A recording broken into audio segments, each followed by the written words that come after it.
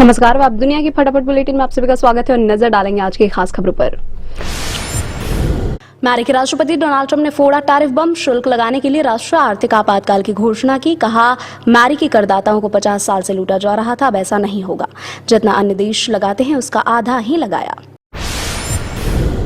भारत पर 26% टैक्स, चीन पर 34% और ईयू पर 20% टैक्स लगाया। स्विट्जरलैंड पर 31%, इंडोनेशिया पर 32%, कंबोडिया पर 49% टैक्स, जापान पर 24%, दक्षिण कोरिया पर 25% रेसिप्रोकल टैरिफ लगाया गया। राष्ट्रपति डोनाल्ड ट्रंप ने लगभग सभी अमेरिकी व्यापारिक साझेदार देशों पर दूरगामी प्रभाव डालने वाले शुल्क लगाने की घोषणा की। वैश्विक अर्थव्यवस्था की संरचना से काफी हद तक ध्वस्त होने और व्यापक व्यापार युद्ध शुरू होने का खतरा है।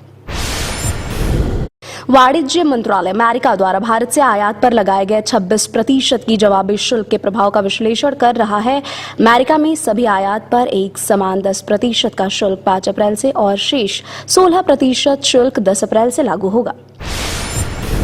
नए टैरिफ के ऐलान के बाद दुनिया भर के शेयर बाजारों में भारी गिरावट। डाउ जोन्स 2.4%, नेस्डेक 4.2% गिरा, S&P 3.4% की गिरावट, निक्केई में 2.9% की गिरावट, कोस्पी 1.9% गिरा। लंबी बहस के बाद लोकसभा में पास हुआ वक्फ संशोधन विधेयक पर आधी रात तक चली चर्चा। पक्ष के 288 वोट और विरोध में 232 वोट मिले। आज राज्यसभा में पेश होगा वक्फ बिल।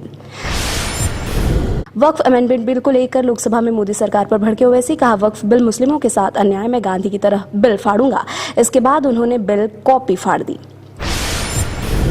केंद्रीय सड़क परिवहन और राजमार्ग मंत्री नितिन गडकरी ने राज्यसभा में बताया, टोल कलेक्शन में उत्तर प्रदेश टॉप पर 1760 करोड़ रुपए की कमाई। राजस्थान में 5,967.13 करोड़ और महाराष्ट्र ने 5,115.38 करोड़ रुपए टोल के रूप में एकत्र किए।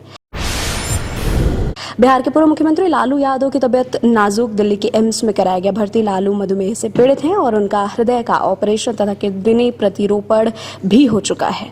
डॉक्टरों की एक टीम उनकी स्थिति पर नजर रख रही है। बुधवार को यूपीआई फिर हुआ डाउन। फंड ट्रांसफर, पेमेंट्स और ऐप फंक्शनैलिटी प्रभावित। हफ्ते में दूसरी बार यूजर्स हुए परेशान। कहा, यूपीआई पर पूरी तरह से भरोसा नहीं किया जा सकता, हमें अपने साथ कैश लेकर चलने की आवश्यकता। ये थी आज की फटाफट बुलेटिन और ऐसे ही ताज़ा अपडेट्स के लिए बने रहे हमारे साथ, यानी कि विजिट करें आप दुनिया पर।